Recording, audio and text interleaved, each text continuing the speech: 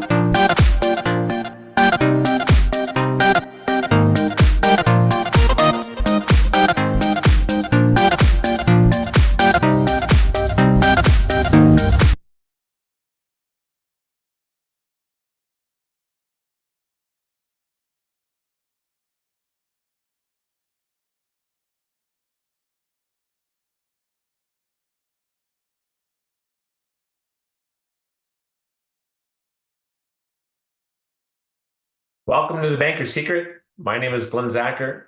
Thank you for taking time out of your day to discover a savings and financing strategy that Canadians have been using for decades to create wealth. By the end of this webinar, you will want to know how this can work for you too. I'm excited to introduce to you a very powerful savings and financing wealth building concept known as the Infinitie Banking Concept and implementing 3 of the Banker's Secrets. I believe it has the potential to transform your financial future. During this webinar, I'm going to show you one of the most effective, efficient, and yet surprising financial strategies ever devised, yet at the same time, one of the least known. Make sure you stick around until near the end. I'm going to show and reveal how I designed a tax-exempt dividend-paying system for one of our clients to create a tax-advantaged retirement paycheck. Our client will actually commit $20,000 for 20 years, and he's going to turn it into $1.2 million of tax-free money. So stick around a bit. Creating permanent family wealth comes from focusing on correct financial principles of control, guarantees, increased returns, reduced risk, and lower taxes.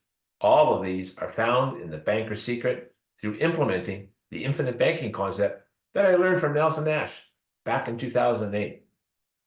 By applying this savings and financing process to create your own private reserve of money will allow you to take 100% control of your money and become financially free. The Banker's Secret strategy is for those who are looking for an alternative to investing in the stock markets and who want to build a solid financial foundation and are ready to take their investments and planning to the next level. While we may not have time for you to learn everything there is to know about the Banker's Secret process, we do have time to introduce it to you so that you understand what it is and how it works. What it comes down to is this. There are a lot of future unknowns for everyone to deal with, like interest rates, inflation, taxes, and the risk of living too long. You have an opportunity to overcome these and many other unknowns. The Banker's Secret is one of the most powerful tax-advantaged financial strategies out there to help solve these problems by creating your own private reserve of money. So we're going to be focusing on these 3 things. First is velocity of your money. This allows you to use your money over and over again, just like the banks do, to grow your money more rapidly. Most people focus on interest rates, right? Not the amount of interest that they pay back to the bank. Did you know that interest is one of the major wealth transfers that keep people from getting ahead and accumulating wealth? The second is the power of uninterrupted compounding. What this does is it allows your money to grow faster by keeping your money together. And third is to minimize taxes. That's a big one. This gives you safe, built-in tax advantage savings without needing risky or aggressive stock market investments. So, why is this so important? Well, it's because your money is guaranteed, it's liquid, and is protected from the risk of loss. And it can be accessed 100% tax advantaged anytime. The power of this strategy is that you continue to earn compound interest on collateralized funds. So we're going to be talking quite a bit about that here today. And leverage your money like a bank does that makes every dollar that you put into it do the work of $2. You may be wondering, why do I need another financial strategy? Well, it's kind of like having your own personal treasure map. The Banker's Secret is a savings and financing process through implementing this strategy to recoup the money lost when you finance something. We've all experienced that. Of course, we finance everything that we purchase in life by losing the interest that we could have earned when we pay cash or by paying interest to others when we borrow it to make a purchase. We even lose the interest on money that we save when we don't earn enough interest to overcome the cost of inflation. Ultimately, this will lead you to creating your own personal private reserve of money where your money will grow daily, receive annual dividends with compound interest. And you can access that money whenever you need it, anytime, 100% tax-free for things like vehicles, renovations, maybe real estate, or for your kids' education. That's a big one for a lot of folks. It's also an alternative to traditional investing and banking with a proven process to create your own private reserve of money through purchasing tax-exempt, dividend-paying permanent insurance, which grows and compounds your money, protects your family, and protects your money against the volatility of stock markets. Wait, did I just say permanent insurance? Yes, I did. But don't let that sideline you. There's a really good financial reason for this. This type of policy allows you access to your money when you're alive and benefit your beneficiaries when you die. If you own life insurance today, how much of that death benefit can you actually spend today? That's right, none. You need to expire before that money will appear. And it's not for you. Wouldn't it be great if you didn't have to die to win? That you could spend your death benefit while you were alive? It actually pays a yearly dividend and allows access for you to borrow money on your terms, tax-free, and it protects your loved ones. No other financial strategy even comes close to the effectiveness of this system. So, before we dive into the details, I hope it's okay if I tell you just a little bit about myself. Years ago, I worked as an investment banker at one of Canada's biggest banks. And it was in 2008 when my eyes were opened and I was enlightened to a new approach, not only to help myself, but to help my clients achieve their financial goals. And this is where I first learned about creating a private reserve strategy referred to as the Infinitie Banking Concept, becoming your own banker, that was developed by one of my mentors, Nelson Nash. And I thought, why haven't I heard about this before? I never imagined that my money could grow and compound without the risk of loss. And in 2009, we launched our very first Banker Secret Bootcamp. Since then, we've hosted hundreds of training courses like our popular Banker Secret Bootcamps, live webinars like you're all on the one that we're doing here today, and conferences like Ultimate Wealth Day and Retire Like You Meant To. And today, we're considered by many to be the leading authority and implementers of the Infinitie Banking Concept in all of Canada. We're continuously educating and coaching families, business owners, and other insurance agents all across Canada. I've written my own book called The Banker's Secret. It's a simple guide to creating personal wealth for Canadians. By the way, I'm giving away a free copy of my book, The Banker's Secret, so stick around. I'll give you all the code just for being our guest today. So I want to thank you for letting me share this with you. I think that you can see that when it comes to infinite banking, the Banker's Secret, you've certainly been around the block a few times. And for the past 5 years, we've been awarded one of the top 3 financial services companies in Edmonton by 3 Best Rated, and for 2 years in a row by Best in Edmonton. My team and I are extremely proud of those accomplishments. And if you're in a hurry and you can't stay with us for whatever reason, maybe you're just looking to create time with me to review your investment portfolio or learn how we work with our clients. So here's the link to my online calendar. Go ahead, schedule a 30-minute call, get your questions answered, and provide some additional clarity on this financial strategy. So let's get into it, shall we? All through your lives, you've been depositors and borrowers at someone else's bank. Am I right? Imagine being the banker and the bank owner by simply implementing this private reserve strategy to maximize your cash value and minimize your taxes so that you can purchase vehicles, travel, eliminate consumer debt, and even create a retirement paycheck that's tax advantaged. I think this is something typical financial and insurance advisors have just failed to accomplish. The Banker's Secret process, again, is based on the concept of becoming your own banker, written by Nelson Nash. By implementing the Banker's Secret process I'm going to share with you here today to create your own private reserve of money to be the banker in your life. What if what you thought to be true about money and insurance turned out not to be? When would you want to know? The first Banker's Secret is when you borrow money from the bank, most people focus on interest rates, right? Yet, most of us have never been taught the meaning of interest volume. This is the amount of interest that we all pay back to the bank on things like loans, lines of credit, mortgages, credit cards, a ton of stuff. The more interest you pay back, the more money the bank has to lend out to captive customers. The problem with this plan is that you're always dealing with borrowed money.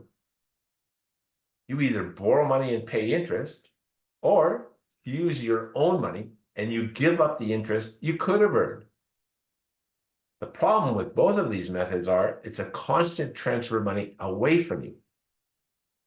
Interest and taxes, did you know, are the two of the 5 major wealth transfers that keep people from getting financially ahead? The banker's secret is a process all about redirecting that interest volume back to you and not away from you. So, which is more important, interest rate or interest volume? So let's say you do want to purchase a vehicle, and let's say for $30,000. You go to your bank, you get a vehicle loan for 30 grand, and let's say the bank rate is 6%. You also have a $30,000 GIC at the same bank, and let's say it's earning 4%. The question is, are you better off to use your GIC for your vehicle instead of borrowing? Most of you would probably say, absolutely. 6% is higher than 4%, so I should use my own money. I'll show you what I mean. Let's say you do want to buy a vehicle that costs $30,000, and you also have a $30,000 GIC at your bank, and it's earning 4%. And let's say you're just not quite sure if you should use your own cash or borrow the money from your bank. So you talk to your banker. Your banker wants you to borrow the $30,000 from them at 6%. And your banker finishes the conversation by telling you you'll make more money leaving your GIC at their bank earning 4%, and you'd be better off borrowing the 30 grand from them at 6%. Do you believe them?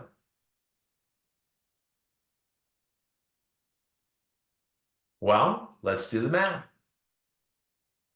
So if we borrow $30,000 at 6% over 48 months, you'd repay back the bank $3,800 and $3,818 to be exact in interest.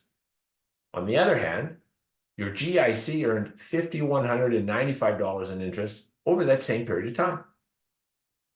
The difference is $1,377 more. You actually made more money in your GIC at a lower interest rate than if you had borrowed the money from your bank at 6%. I know. You're all asking yourself, how is that even possible? Well, it's because interest volume is different than interest rate. Here's what happened. The banker pays interest to the depositor on an increasing value. The borrower pays interest to the banker on a decreasing value. Let me ask you this. How many of you are focusing in on the interest rate? Probably most of you, because that's what we've been taught about money. You have to think about the amount of interest you're paying to the bank. This is the interest volume. So the importance of this example is to provide you with a paradigm shift in your current thinking, to see how money from a different perspective. And by implementing the banker secret process that you're going to learn here today, you become the depositor, the borrower, the bank owner, and the banker. You cannot lose money. You're in total control of the financial process. Banker secret number 2, the power of uninterrupted compounding. We've all heard the power of compounding, but I want to talk about uninterrupted. Can you guess how large a penny would grow if you doubled it every day for 31 days? Oh. Looks like my slide got a little bit of a head. And what if you could use your money and not empty your savings account while your money continues to compound and grow? Wouldn't that be awesome? So the banker's secret, again, it's a unique process that allows you to do this. You never have an empty savings tank. Therefore, never starting over to save for your next purchase. So creating wealth requires not interrupting the compounding of your money. And unfortunately, most people have learned how to do this effectively. When you interrupt the compounding of money, I think it's actually like taking one step forward and 3 steps backwards. One major reason that impacts creating a person's wealth is really by interrupting the compounding of their money along with taxes. You know, Einstein once said compound interest was the 8th wonder of the world. I think he was half right. He should have said uninterrupted compound interest. Did you know that very few accounts earn compound interest? And most people have been told and believe that their stocks and mutual funds have compound growth. The truth is, they can only appreciate or depreciate, and many people are experiencing that today. However, there are accounts that do compound your money without interruption, and you're going to discover that here today. So, can you guess how large a penny could grow if you doubled that penny every day for 30 days? It's likely larger than everyone would think. Well, how much larger? Believe it or not, it'll compound to over $10.7 million. Isn't that amazing? And what happens to your money when you interrupt the compounding of it? Let's say you need to buy something on the 15th day of the month for $300. And you took the money out of your savings account, leaving you with a balance of $28. And let's say that $28 doubles every day for the remaining 15 days. Now, how much money would you have at the end of that 30 days? Any guesses there? You won't believe this. Just over 900,000. So understanding this concept could actually make you rich. You can't get ahead financially by saving your money at the bank and then emptying your savings account repeatedly. Again, it's like taking one step forward and 3 steps backwards. You just can't financially get ahead with that process. They may ask everybody this: what do banks sell? If you said money, you'd be right. But more than that, they sell your money. How different would your life be if you created your own pool of money with having 100% access and control over it? Again, all through your lives, you've been depositors and borrowers at someone else's bank. Do you imagine no more loan qualifications, no application, no credit score or credit history? How about not having to provide income? Oh, wouldn't that be awesome? So creating your own private reserve of capital allows you this flexibility. And in times like this, it couldn't be more important. So we know that banks sell money, right? Banks take your money and they sell it to someone else. So let's say you deposited $100,000 into your savings account, and let's say your bank pays you 4% interest today. What do banks do with those deposits? Well, they lend money out to captive customers for things like mortgages, vehicle loans, renovations, and debt consolidation loans. And where does all of that money end up from all of those transactions? You guessed it, right back into the bank.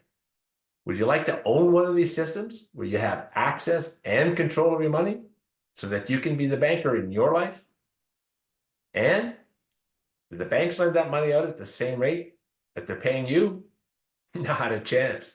Have you been into a bank recently? Have you noticed the interest rates on mortgages and loans?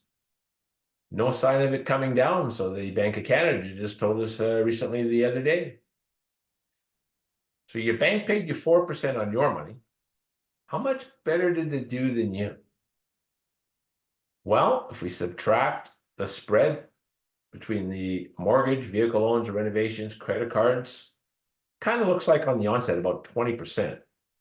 Well, let's see what they actually did. They actually did 500% better.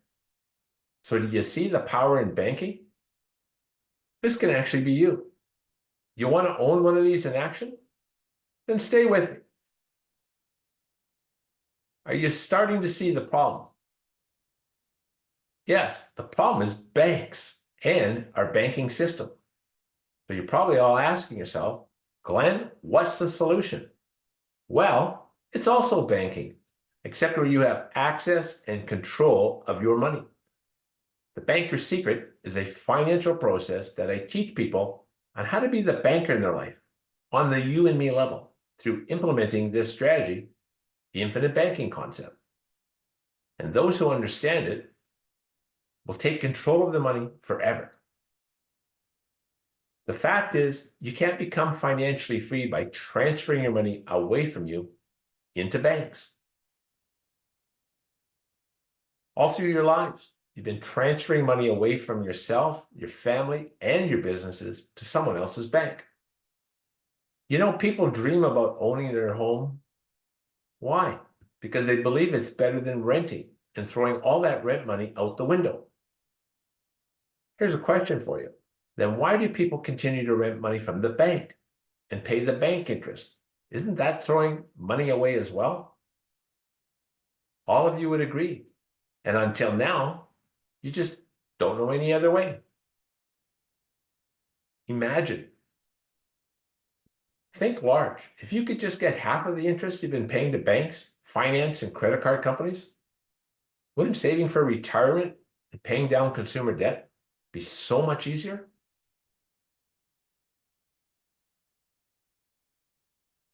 So I did mention up front that purchasing tax-exempt permanent insurance is part of the plan.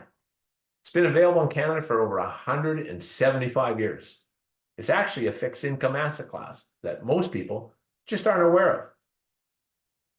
Most people would say, and you may have heard this too, life insurance is a terrible investment.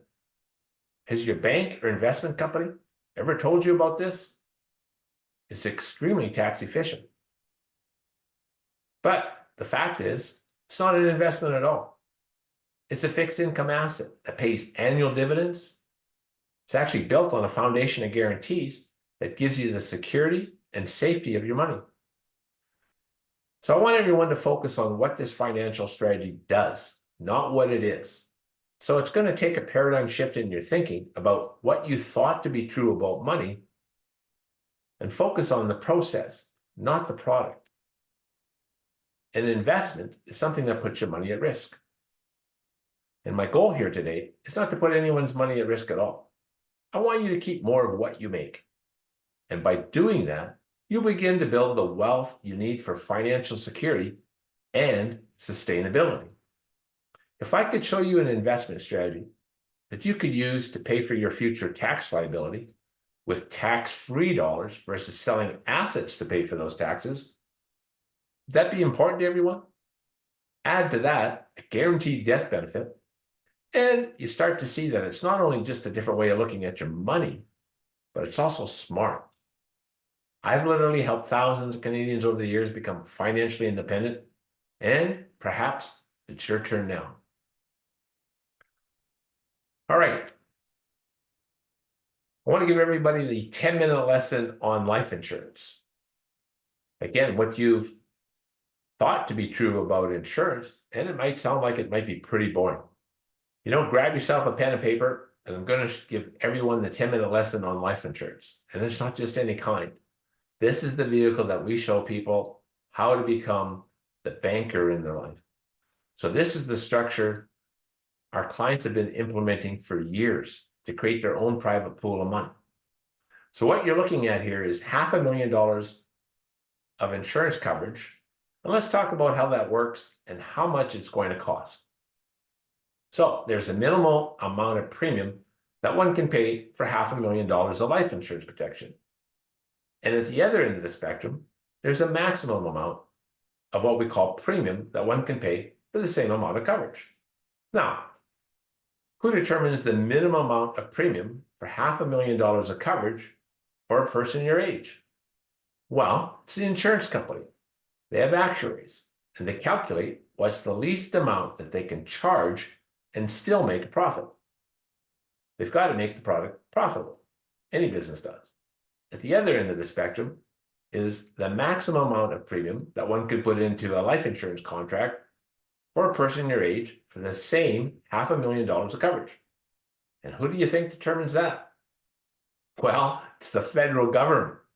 So the fact that the federal government is even remotely concerned about how much money someone would put into a life insurance contract says what?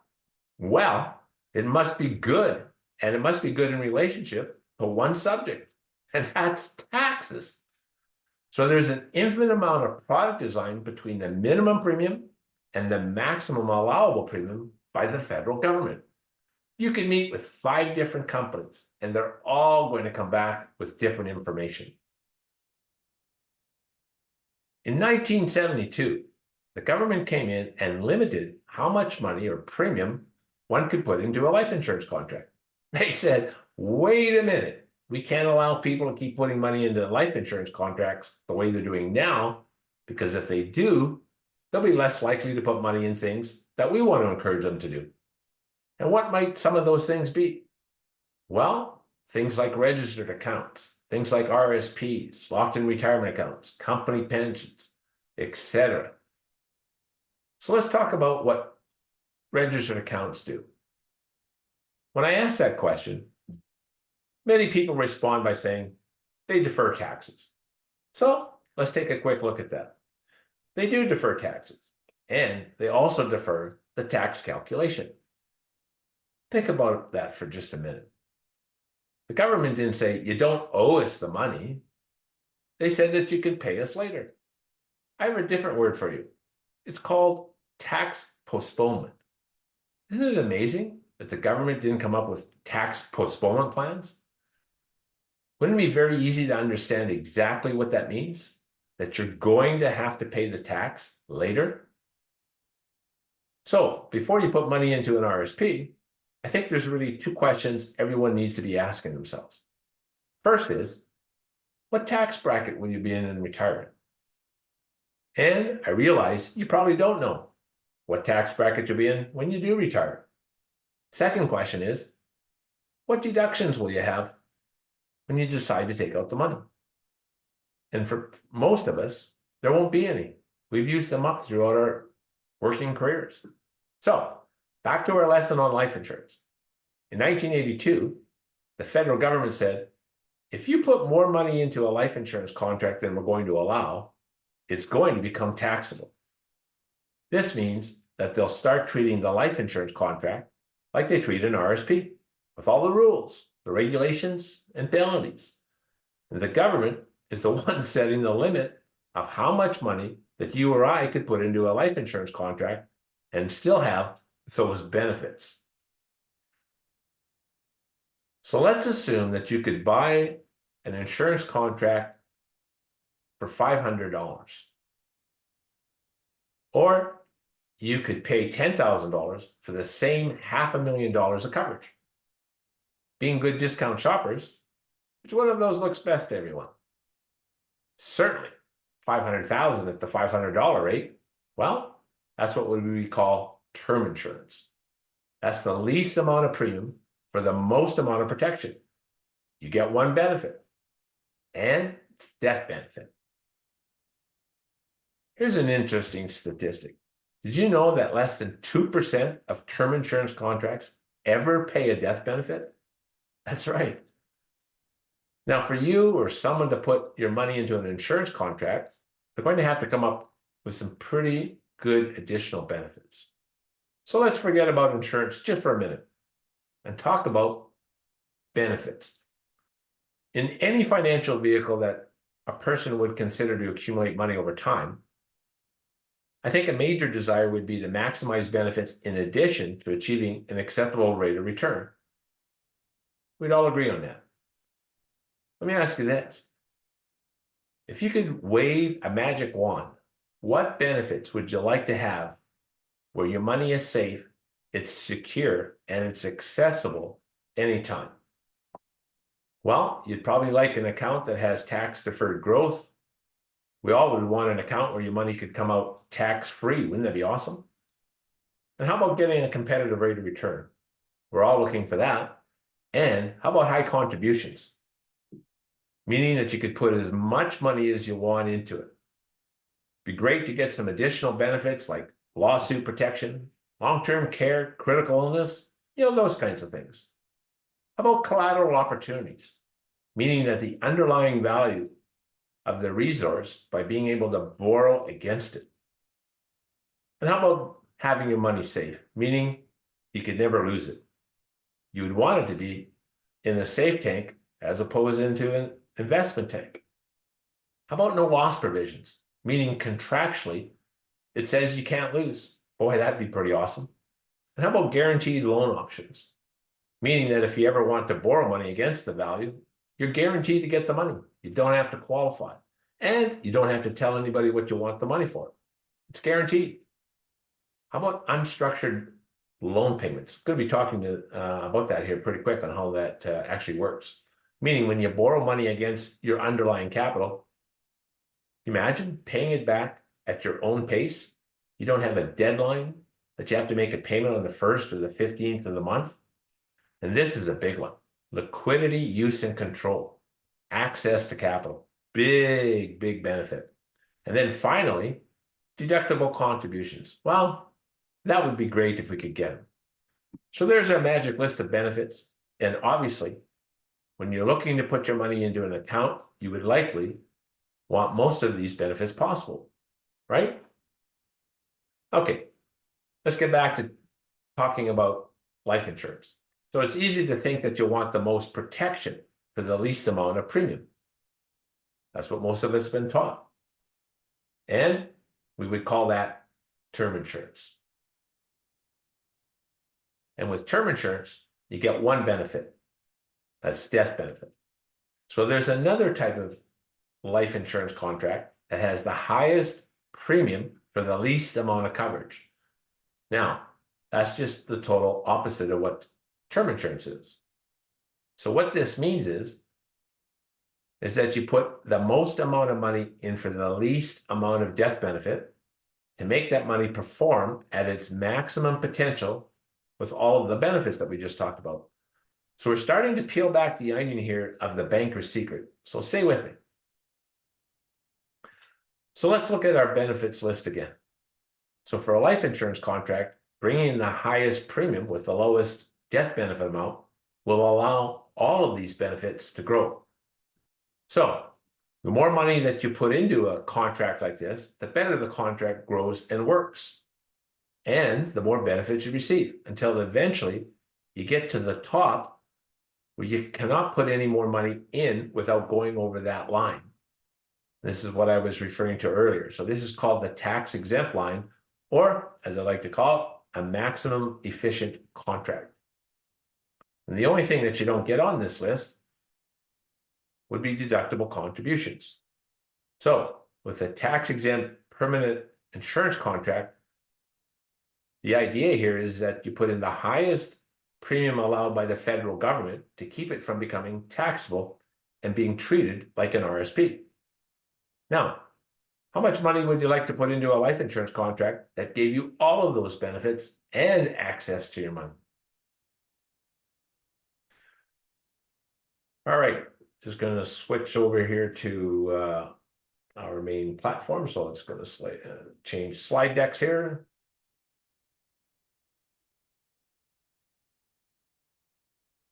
All right. Are we learning something new today? Hope everybody's having a good time, and it's a little bit of a paradigm shift in thinking, right?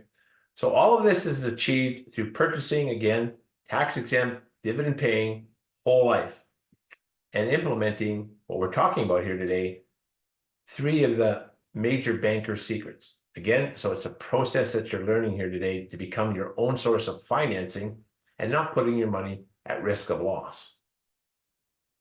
So let's apply what we learned about life insurance to how this process really works. So let's start with the assumption that we have a tax-exempt insurance contract in place, and it's funded at a level to increase the cash value inside of it.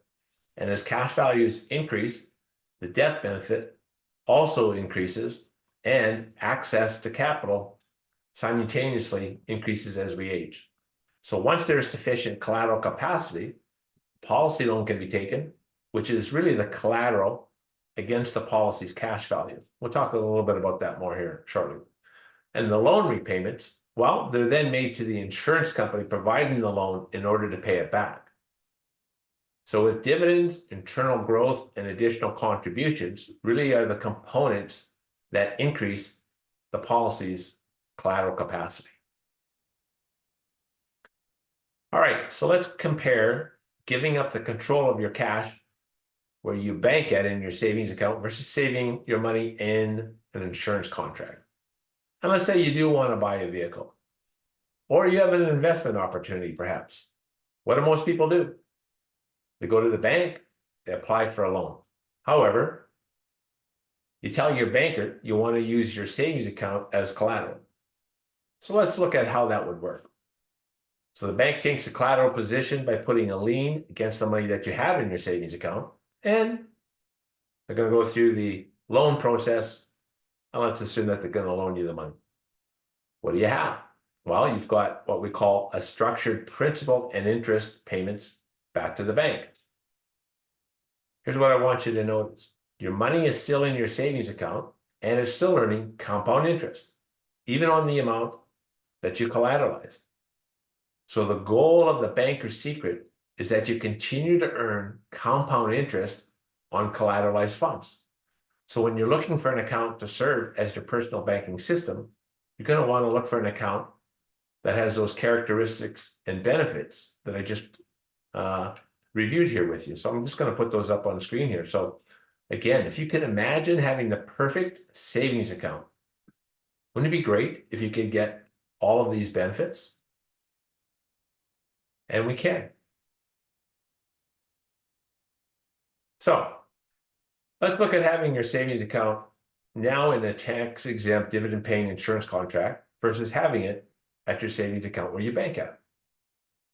So I want everybody to think large a little bit here. So imagine making capital purchases without having to ever empty your savings account. Wouldn't that be awesome? Or having to apply for a loan again and having to provide income verification, credit score, credit history, and what most of us have to do, sweat it out to get it approved. Most of us have had that experience, right? So here's how this would work. So let's say you do want to buy a vehicle. A life insurance company is going to look at your cash value in the contract. They're going to confirm the amount that's available for a policy loan and the cash value in your policy. So this, again, is the collateral for the policy loan. The insurance company is going to put a lien against your savings account on your policy. And they're either going to do one or two things. They're going to send you a check, or they're going to directly deposit that money into your bank account. You know, our clients love the direct deposit. It's just that much quicker. So this is the process of being in control of your money and not interrupting the compound growth of your cash value. I want to repeat that. So the cash value inside of the contract, it's never coming out of the policy. It's collateral. And so when we access policy loans, this is coming from the life insurance company's account.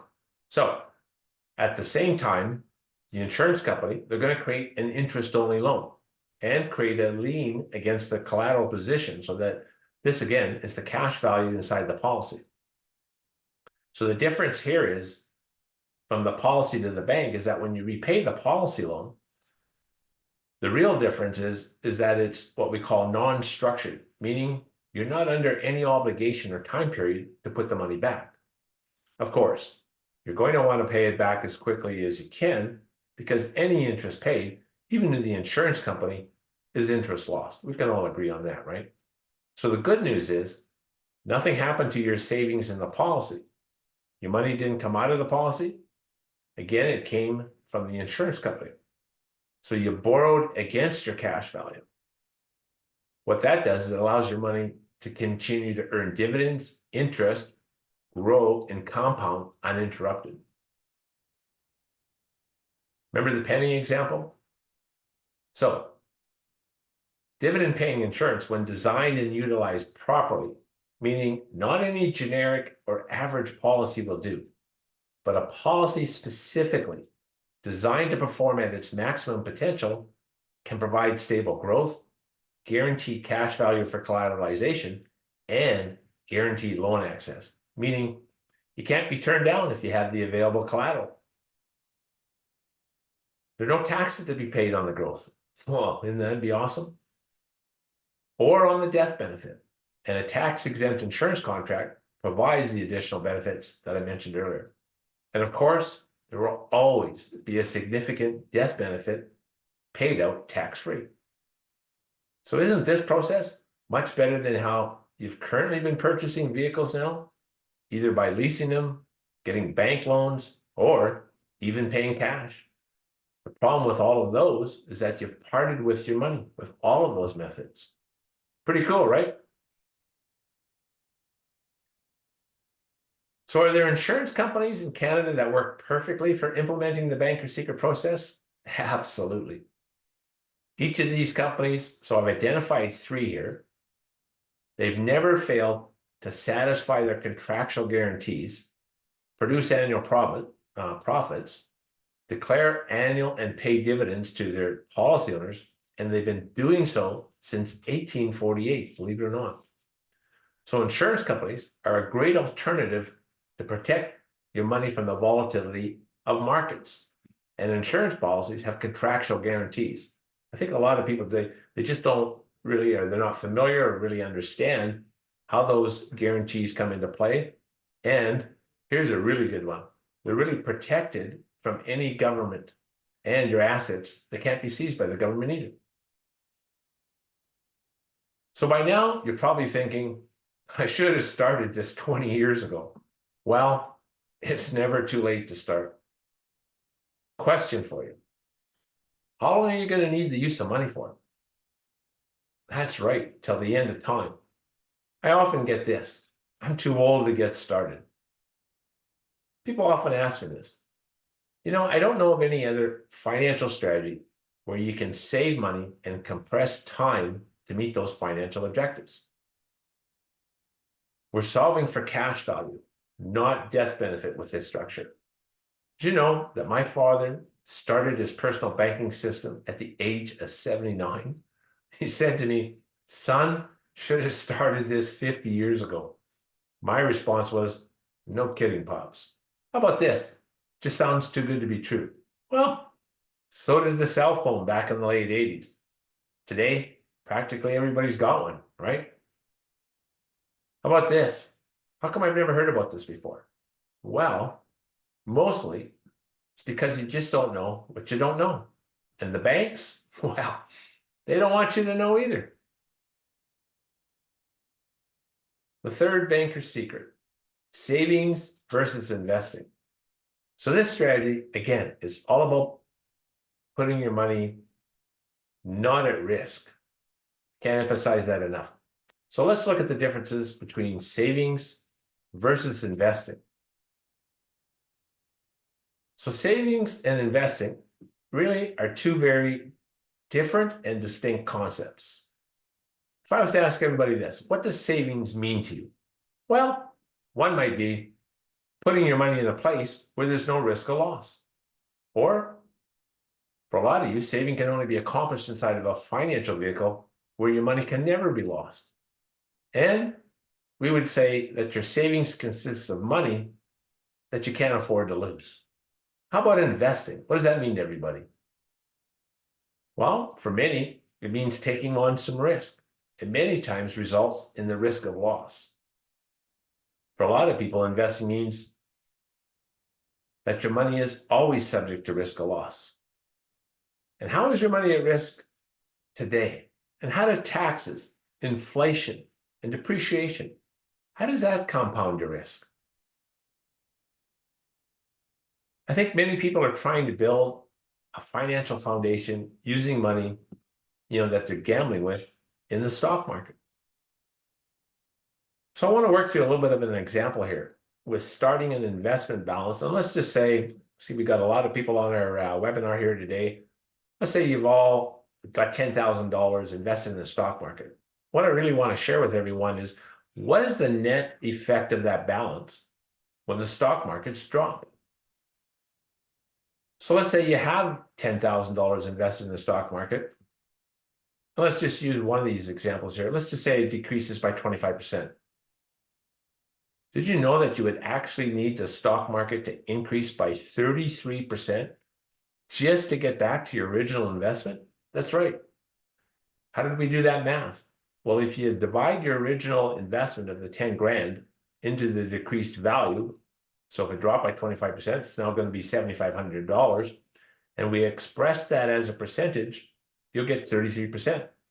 How much money have you made? So we can conclude that the greater your loss, the more difficult it becomes just to return to your original amount of capital. And when you combine the loss with taxes, inflation, the losses are even more financially painful.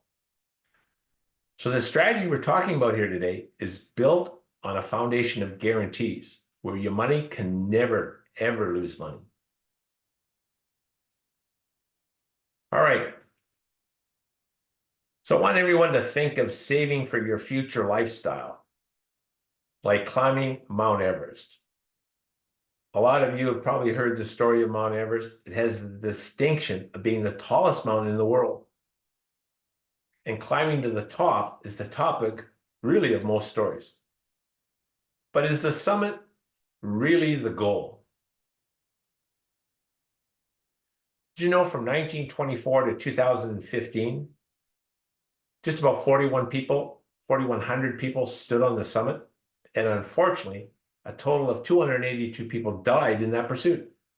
So the death to summit ratio was over 7%, meaning for every 100 people that made it to the top, 7 died. How many people of 100 that plan for retirement don't make it?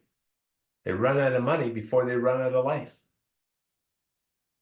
Even more startling is the statistic that 56% of all deaths that occurred happened after they made it to the summit. Did those climbers succeed, or did they fail? Did they only pack the tools to climb the mountain? And maybe they didn't have the tools to climb down.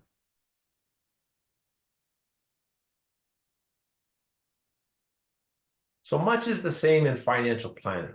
That's why I use this metaphor. Should your goal be to accumulate the biggest number, or ensuring that you don't run out of money throughout retirement?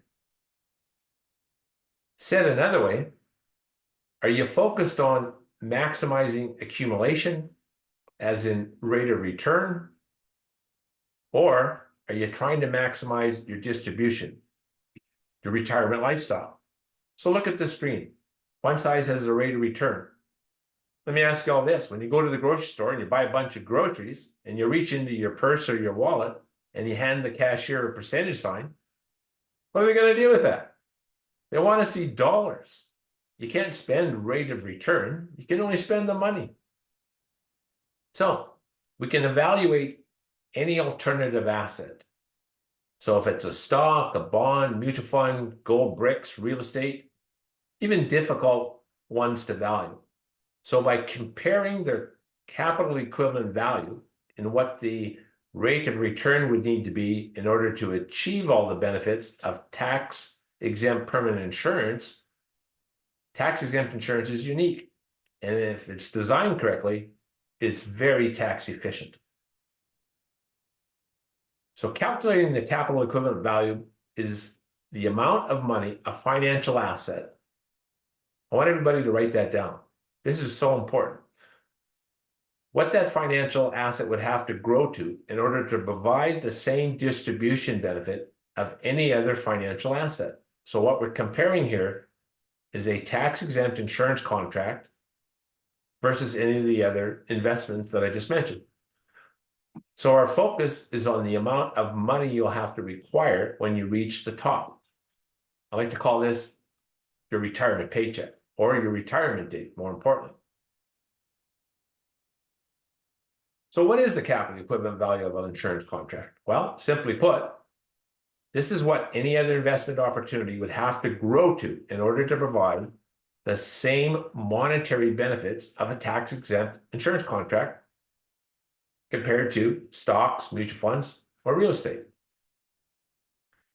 I think people often overlook the monetary benefits of an insurance contract of the kind that we're talking about here today. They not only provide death benefits, we talked a little bit about cash values. There's lots of features that you can get on these things. Guaranteed insurability. You can get extended care or terminal illness riders and disability waiver of premium. What would it be worth to a lot of you if you got sick next year? Not having these benefits. Huge. So let's take a look at a benefits-based calculation to determine the contract's holistic value as part of a properly constructed retirement strategy. So my example here is, I've got a male client who's 55 years of age, and this person's looking to retire at age 65. And at that time, he wants to turn on an income stream at age 66, and let's say he's got $1 million to do something with. So I'm going to use the example that this person is going to invest $100,000 each year for 10 years. It's going to go into some other alternative investment. Any hypothetical investment like, stocks, mutual funds, real estate, doesn't matter. And we'll initially assume it offers tax-free distributions. So why? I know there's lots of accounts that don't have that, but I'm trying to make a comparison here to the insurance contract. And from this box, you're going to flow a retirement income for the rest of your life. So everyone talks about growth rates, but what is the rate of return of your money? We talk about, rate of return on your money, but what is the return of your money? That's what we want to compare here. So generally, let me ask everybody this. Are you familiar with safe withdrawal rate? If not, let me explain that. So the safe withdrawal rate for any investment is considered to be anywhere between 2.8 and 4% today. A 2.8 distribution rate has about 99% confidence level of someone not running out of money before they run out of life. A 4% distribution rate has about a 93% chance of not running out of money. Another option would be to use these dollars to fund a tax-exempt cash value insurance contract that we've been talking about here today. Doing so creates a similar box called cash value. So the life insurance box, it's no different than the box where the investment is. They're both boxes of money. However, a life insurance contract has a stated dividend rate, and they're going to calculate what your premiums and dividends would grow to be at your age 100. Why age 100? In Canada, our actuarial tables go up to age 100. In the US, they go to 121. And you know what that's called at age 100? That's right, death benefit.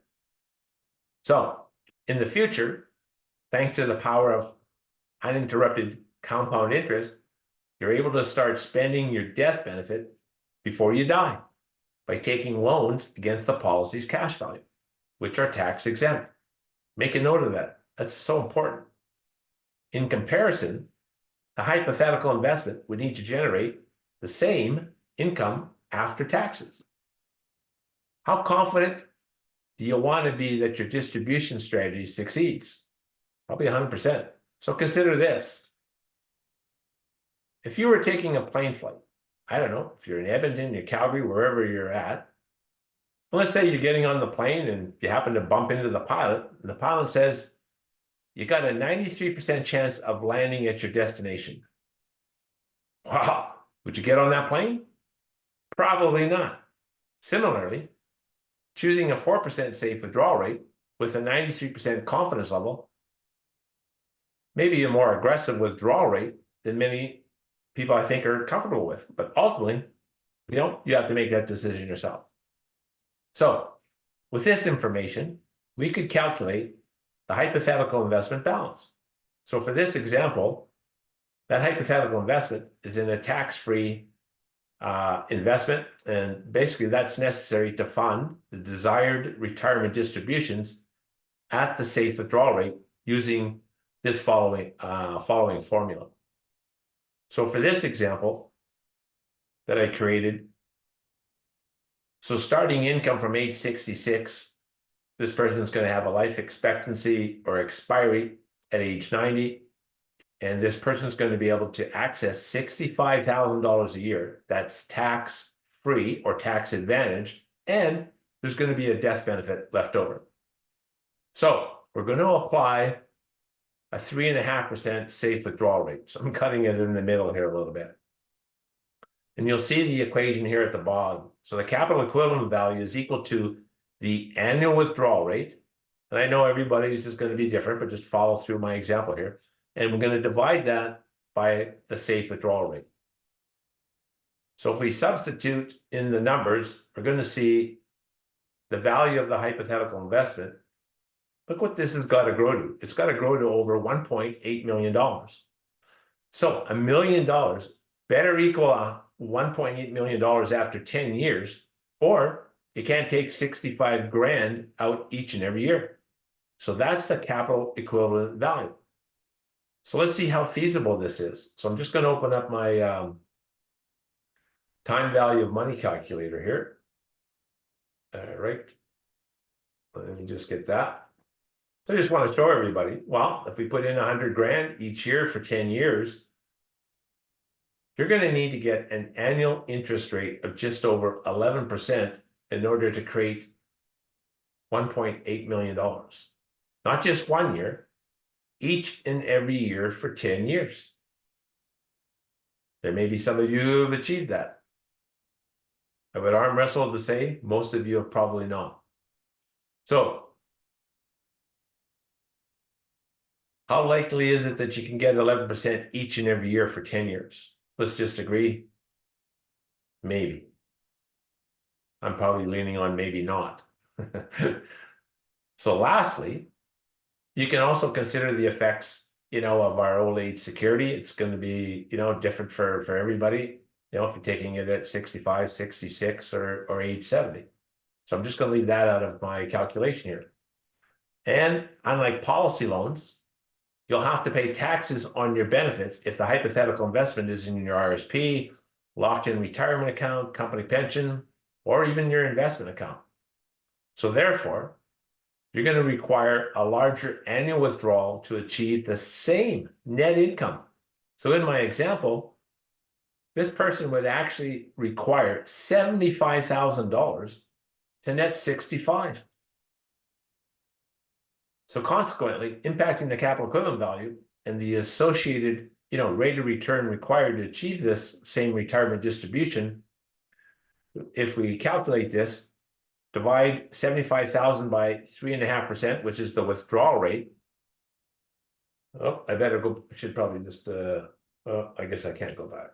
I went, well, maybe I can here. So let's just kind of, I think I went a little bit too quickly there. All right. You actually would need to have over $2.1 million to give you a $65,000 net after tax to equal the tax advantaged income of $65,000 in a tax exempt permanent insurance contract. Does that make sense to everybody? If not, you can certainly reach out to be happy to review that on a one-on-one. That is so important for everybody to understand. So let's apply the following concepts to our wealth strategy. So again, it's not reaching the peak of the tallest retirement mountain that ultimately matters. It's making sure that you have a comfortable retirement lifestyle all the way down, regardless what it is. Retirement means different things to everybody. So it's not having millions of dollars. It's lifestyle. So your focus should be on spendable retirement income, acquisition costs, and benefits that may be far more valuable than comparing rate of return alone. Again, a properly designed tax-exempt insurance contract would provide both death benefit and living benefits that compare favorably to other investment vehicles during retirement. And many retirement benefits are affected by income-based assessments. I run into a lot of people that are, at that 60, 65, 65 to 70, and they've got a big tax bomb waiting to explode. Why? They've got money in stuffed away in just about every account that's taxable. And they're really not excited to having to pay more tax. And I think, unfortunately, many people pay way too much in tax. And I believe that people, they just don't know how to structure the distribution of their income. So again, it's a paradigm shift in our traditional investment thinking process. So if there's any questions, again, go ahead, create that time. I'll be happy to answer them. So, all right. I'm going to just switch slide decks here. All righty. So by answering a few simple questions about your current financial position, we actually can calculate where your current financial journey is heading, as well as determine the answers to these 4 important questions that I think everyone just needs to know. There are more, but I believe these are the most important. All right, so let's look at some common retirement strategies. Common ones like RSPs, company pension plans, locked-in retirement accounts, and so on. Believe it or not, you have a silent business partner with all of these strategies. Yeah, you guessed it, it's Revenue Canada. You know, I like to call this the invisible money grab. Isn't that true? So there are many, many different types of registered plans, and really all registered plans are really the federal government special tax treatments, on your savings. So let's talk. So I want to talk a little bit about, a few of the basics when it comes to saving money inside, a registered plan. So let's explore how that plan works from your point of view.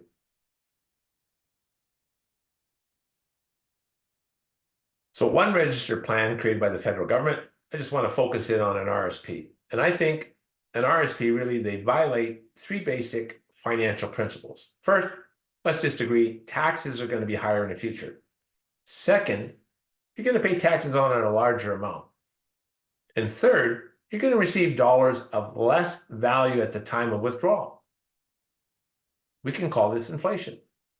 And how much income tax do you need to keep overpaying before you think it's time to maybe consider a better decision? I know taxes are unavoidable, but that doesn't mean that we can't be smart when it comes to paying them.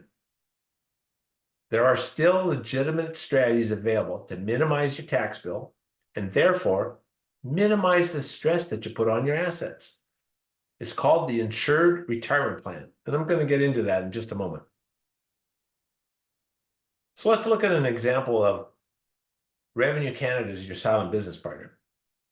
Let's say you've all been good stewards of money, and let's say you've all saved $500,000 for your retirement inside of an RSP. And let's assume that you're all in a 30% tax bracket. How much of that $500,000 account is your money? You guessed it, 350 grand. And how much of that $500,000 in that RSP is CRA's money? That's right, the difference, 150,000. Let me ask you this. Why continue to warehouse money that you're never going to see? It doesn't make sense. And how much money did Revenue Canada put into your RSP? Are you paying management expense fees to manage just your money? And who gets paid first when you need to access that money? And what are your options to access your money if you need it, especially in the market that we're in today? Is now a good time to sell? Maybe. Are there penalties and fees to access that money? Possibly. If you can least afford to pay taxes now, how are you going to pay for them in retirement? What concerns do you have about retirement? I know, retirement isn't what it used to be. People are living longer. Ambitions have changed. Economic factors like interest rates and inflation really are influencing the way Canadians save, invest and plan today. So the question I always get, is there a better way? Absolutely. So by creating an insured retirement paycheck built on a foundation of guarantees, it's safe, it's secure, without the risk of loss. Don't take your answers in, but if I was to ask everybody, is your current retirement plan, is it insured? Is it guaranteed? And what if you applied the three banker secrets that we're talking about here today to create and inflation-proof your retirement without all those government rules? I can show you how. How to create that tax-favored retirement income with a permanent tax-exempt insurance contract. And with this strategy, people often ask me, well, I don't have any extra money. Well, people can redirect money from other accounts that are less efficient to pay the premium deposits for a permanent insurance contract. And the cash value of the policy, again, so that's used as collateral to access policy loans, which are going to supplement a person's retirement income. And I call those tax advantage dollars. Why? Because it's a loan. And at death, the insurance proceeds, they're used to pay off the loans with the balance paid to your named beneficiaries or your estate, all tax-free. Isn't that awesome? All right, so let's dive into the insured retirement paycheck. This is one of Macguire's most popular and highly effective estate planning strategies as well. So this tax planning strategy allows a person to tax shelter income by utilizing a properly structured tax-exempt dividend-paying whole life insurance contract. So if you didn't catch that at the beginning, write that down. It's so important. You can't do it otherwise. So meaning it's 100% tax sheltered when it's designed correctly. So this is where you're going to need a coach. An insured retirement plan is a financial strategy that combines what we're talking about here today, tax-exempt insurance contract, and the collateralization of the cash value in the contract. So policy loans are then used to create that income stream to supplement, your other sources of retirement income, and the insurance contract provides the security for the policy loans that pays off the debt for your estate.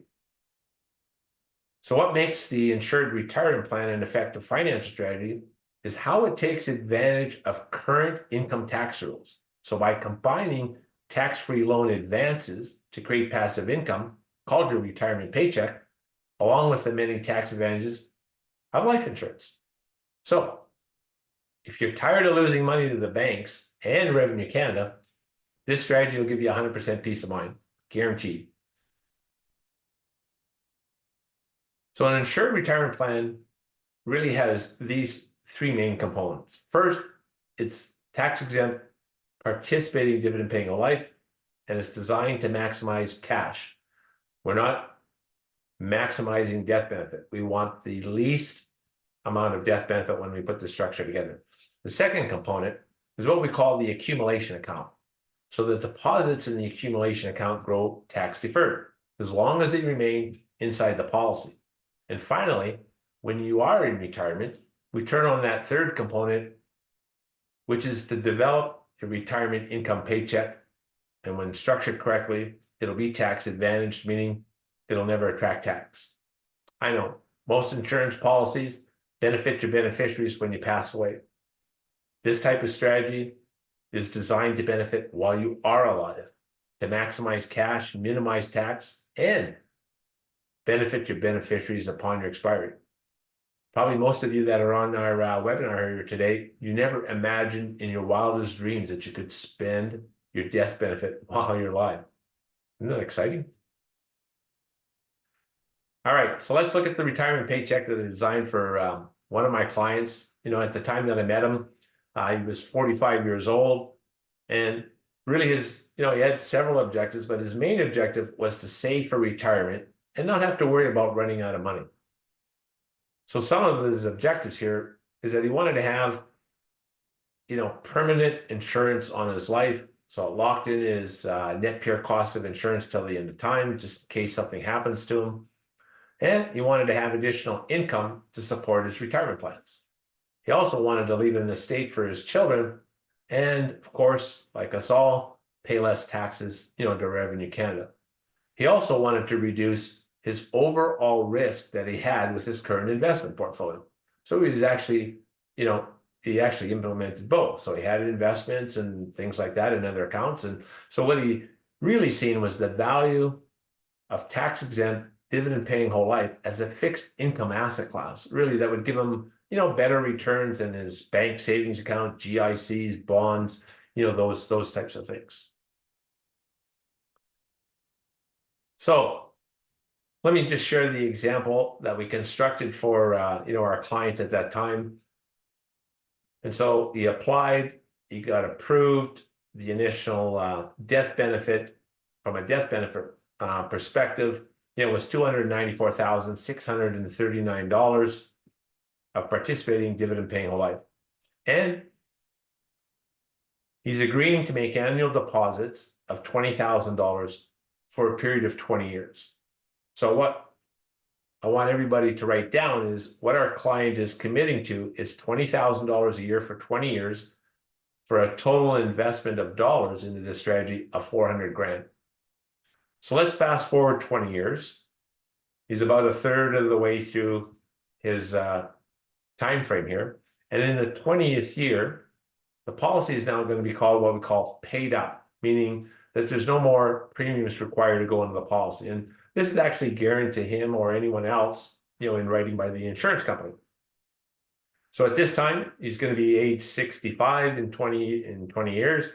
And at that time, he's going to have approximately $541,880 in cash value inside the contract. And look at the death benefit here. It's actually going to increase from just over $294,000 and at age 65, it's going to be just over $996,000 of death benefit. How is that possible? Well, believe it or not, in a structure like this, cash value and death benefit grows daily. And the reason is because as we age each and every day and get closer to those actuarial tables of 100, the death benefit and the cash value is designed to be the same at age 100. So at age 65, he's not required to put any more capital into the policy. And the policy at that time is going to have just over $541,000. Isn't that incredible? So assuming that our client retires at age 71, what is his options? His objective was to create a retirement paycheck, but let's look at some of the other options. So the cash value from age 65 grew from $541,000, and at age 71, it'll grow to just over $739,000 because he's aging. What could he do? Well, he could access it as a lump sum, or he could collateralize the policy to create an annual paycheck that would provide him with $51,795 tax advantage or tax-free dollars for a period of 15 years, which is his financial objective. He also knew that his RSP, well, it wouldn't provide tax advantage dollars. Why? Well, he's got a silent business partner, Revenue Canada. And being that he's got his silent partner, they're going to get paid first, right? What else could he do? Well, he could just let the policy grow and he could just maximize the estate value. So our client's objective was to create that tax advantage retirement income stream. So he's going to choose that option 2 when he gets to that age. He's going to receive just over $51,000 of tax advantage dollars for a period of 15 years. And over that time frame, it's going to give him just over $776,000 of tax-free money. So again, this is an income that's reported on his tax return because he's borrowing against the cash value. So loans aren't taxable. And here's another good reason to be able, the tax efficiency here, being that it's not going to be included on his tax return, it's not going to claw back any of his old age security. Again, because it's not classified as income, it's a loan. So let's assume that our client dies at age 86. Why age 86? Well, we're just based on average life expectancies for males. So what's going to happen when he does pass away? 2 checks going to come out of the death benefit. 1 check's going to go to the insurance company to pay off the policy loans with interest that provided that tax advantage income stream of just about $52,000. And the second check is the difference. So this is what's left over. $404,000. Those dollars are going to go to his beneficiaries, all tax-free. So let's recap. So our client over the 20-year period is going to commit $400,000 to this strategy, and we're going to turn it into $1.2 million. Awesome, isn't it? So he receives tax advantage pension while he's alive of just over $750,000. His beneficiaries are going to get the remainder, which is $404,000 as a death benefit. Add those two together, we're going to get about $1.2 million. So at this stage of the presentation, you're probably, a number of questions. I'm guessing a lot of you probably have. How should I be properly paying myself when you're in retirement that you minimize what goes to Revenue Canada and maximize the effectiveness of your investments?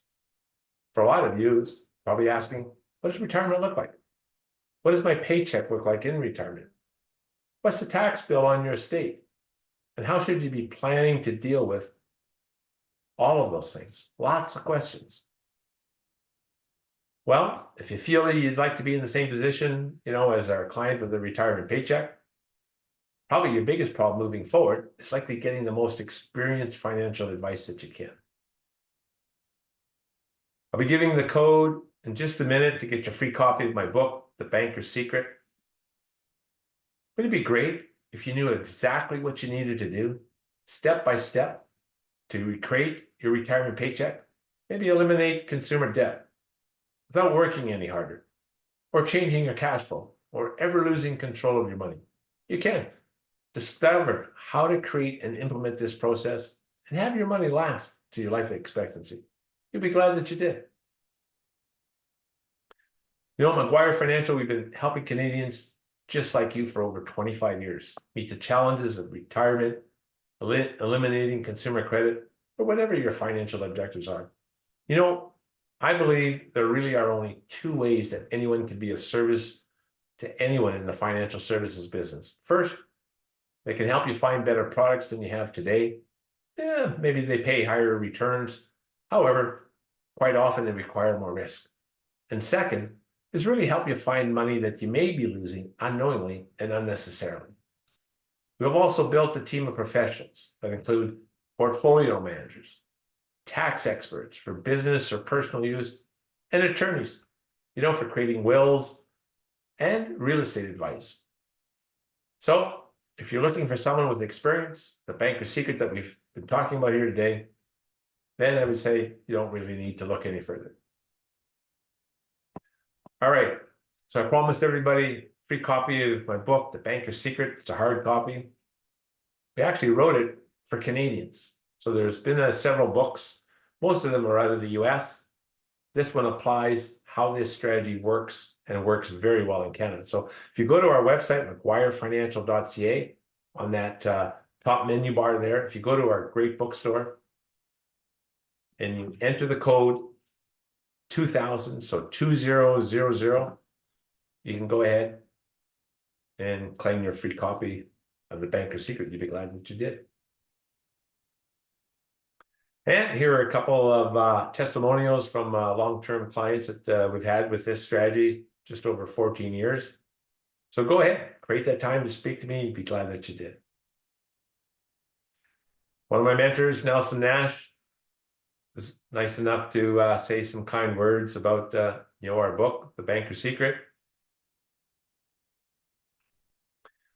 All right, I want to thank everyone for joining us today. I trust that you received a tremendous amount of value with just some of the secrets that we shared with you here today. So I sincerely hope that you feel more empowered, really, to be in control of your money. So on behalf of McGuire and our team, I want to wish everybody a terrific evening. Enjoy the rest of your week, and I look forward to speaking to many of you over the next several days.